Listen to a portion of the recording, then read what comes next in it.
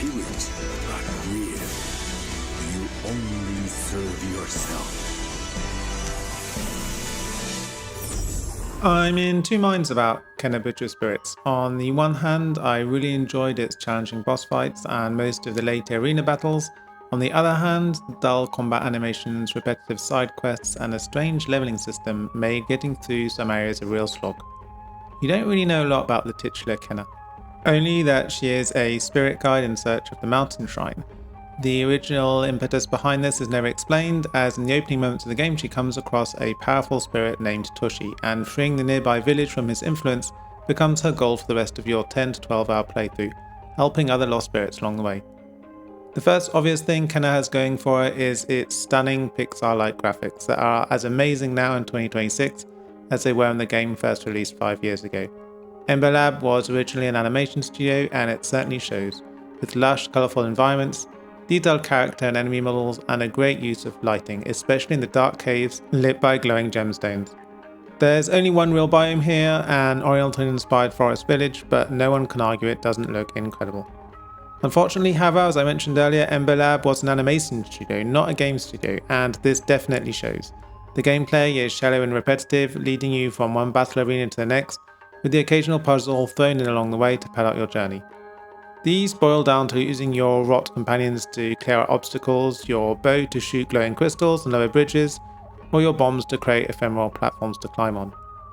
This was all pretty fun the first dozen or so times I had to do them, but after a while, when I reached a new area and realised I had to do them all over again, it became a chore.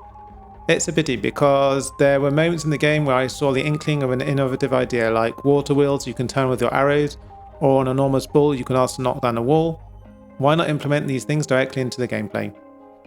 The other thing that really put me off was how exploration and leveling works. The main way Kenna gets experience is through arena fights. Chests and side quests nearly always only give you money, which only unlocks cosmetics for your little rot buddies. That's it.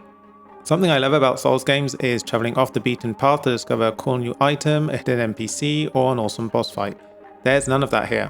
There are half dozen meditation points to increase your health, a handful of charms that provide incremental stat bonuses. The rest is hats. Hats and more hats. And hey, if you like hats, that's cool.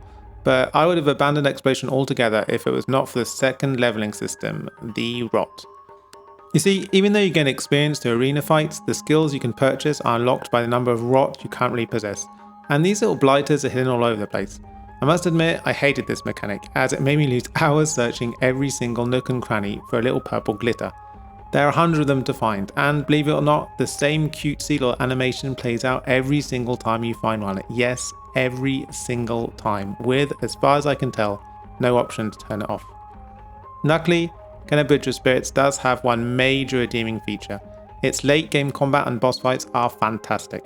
Early on things are disappointingly simple with your standard light and heavy attack, but soon you'll unlock shields, parries, stuns, and a plethora of ranged options, the more powerful of which require courage, a bar that fills up as you wail on your enemies. Speaking of enemies, there's just enough variety here to stop you mashing on the attack button.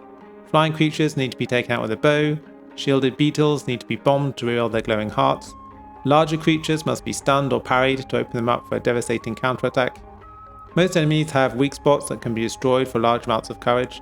It's fun, it demands your attention, and I was taken off guard just how challenging it can get. Especially for a game that's not necessarily aimed at a hardcore Souls audience. If you don't manage your courage properly or use the right tools for the job, you will get crushed. This challenge extends to the boss fights that were incredibly fun, including several that were up there with what some of the best Souls-likes have to offer. I especially enjoyed Toshi and the remnants of his memories, from a fast and agile hunter that needed to be taken down with precise bow shots, to a samurai swordsman that had to be parried and countered.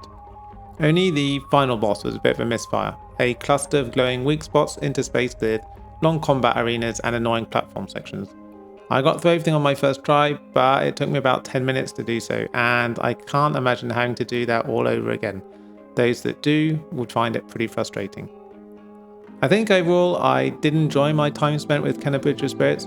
I just wish it had less repetition in its exploration and more tangible rewards linked to its NPCs and side quests. Ember Labs has been silent for some time now, so I hope they're hard at work on a sequel, but this first attempt will be going just below Sultan Sanctuary on the C tier.